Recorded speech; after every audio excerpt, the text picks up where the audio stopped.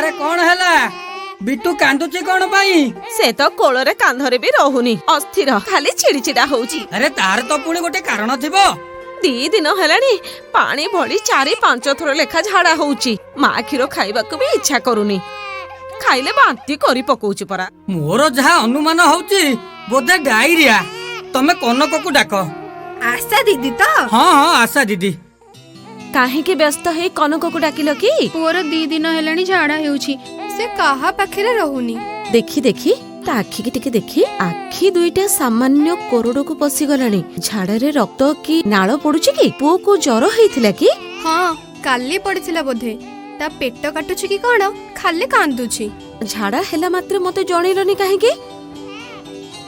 Hello हे मो नातीर चर्म काहेकि टाणुचु?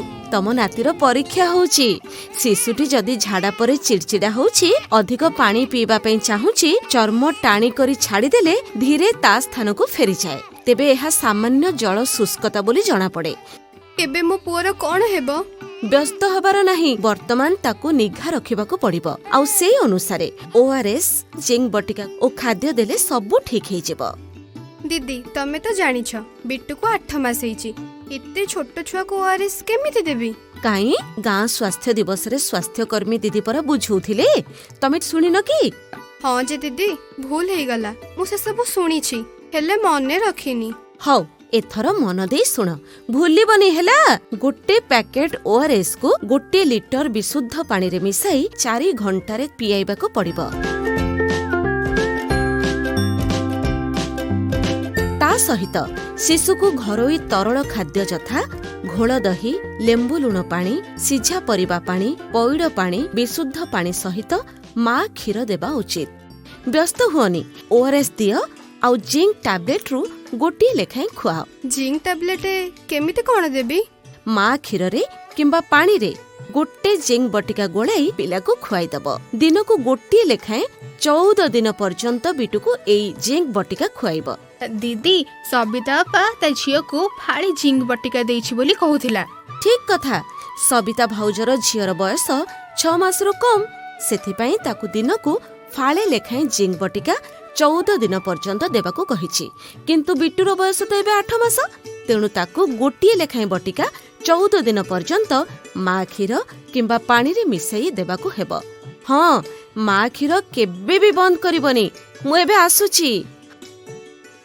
बिटूर देह केमिति अछि? टिके भल अछि। झाड़ा केमिति हेउछि? काली ठारू 3 थर झाड़ा हेइछि, आउ आग भली एते पतळा झाड़ा हेउनी। बिटूर देह धीरे धीरे भल हेउछि। मु जेमिति कहिछि ताकू ठीक सेमिति ओआरएस एवं जिंक सहित खाद्य खुआइबा जारी रखिथाओ।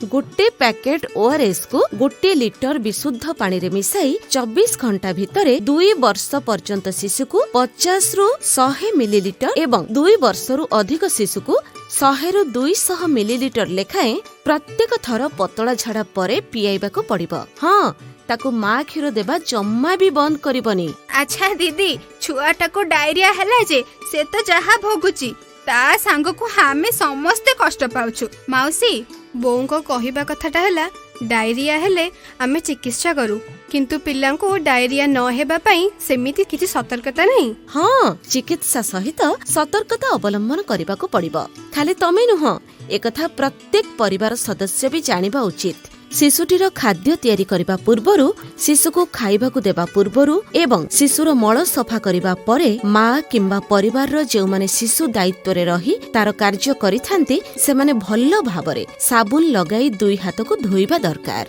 शिशु को परिष्कार बासन रे खाइबाकू देबा, शिशुर खाद्य रे जेमिति माछी न बसंती सेथिपाई खाद्य को सबु बेले घोड़ाई रखिबा उचित। हाँ शिशुर चल प्रचल जागा सफा सुतुरा रखिबा सहित परिष्कार परिच्छन्नता रहिले रोग जीवाणुर प्रादुर्भाव रहेनी। एसबु छड़ा सबु समय पायखाना व्यवहार करंतु, केबे भी खोला स्थान रे शौच करंतु नाही। सेहीपरि शिशुटी जदि निस्तेज हुए चर्म टाणी करी छाड़ी देले धीरे धीरे ता स्थान को जाए बा 2 सेकेंड रु अधिक समय लागे, तेबे एहाकू गुरुतर जल शुष्कता बोली कहा जाए।